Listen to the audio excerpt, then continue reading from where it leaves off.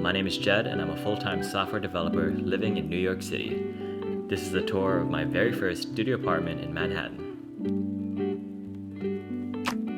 I moved into an apartment that's about 300 square feet, located only half a mile away from Times Square and Central Park. Living in such a convenient location has definitely been worth the money. The best of all is that skating to work takes me only 10 minutes. Later in this video, I'll be sharing with you guys how I got this apartment and exactly how much it costs, so make sure to stay tuned until the end.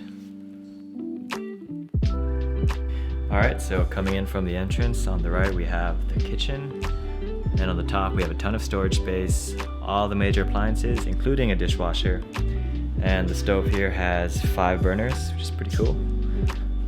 And here we have storage space, all my stuff, and over here we have the bathroom, which has a ton of lighting on the top, pretty nice shower head. And next, there are my shoes over there.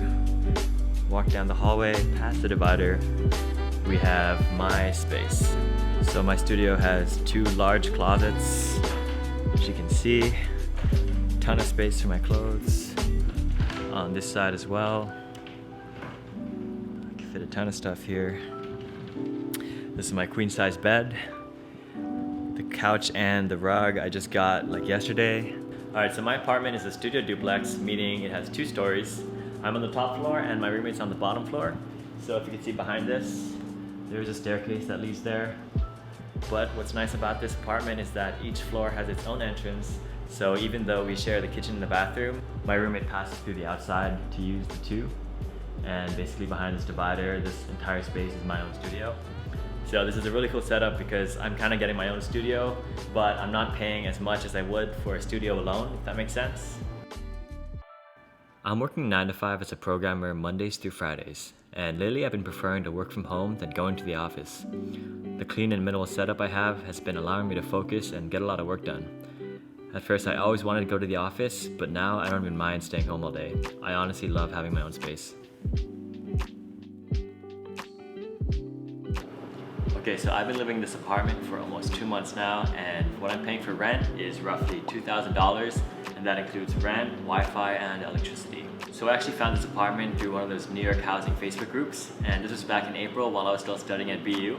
When I got the job offer for a company here, I started looking for a place, and I just did everything online. I met my roommate online through FaceTime, and I pretty much signed the lease without even visiting this apartment itself. So everything turned out pretty well, and I have no complaints. This place is awesome.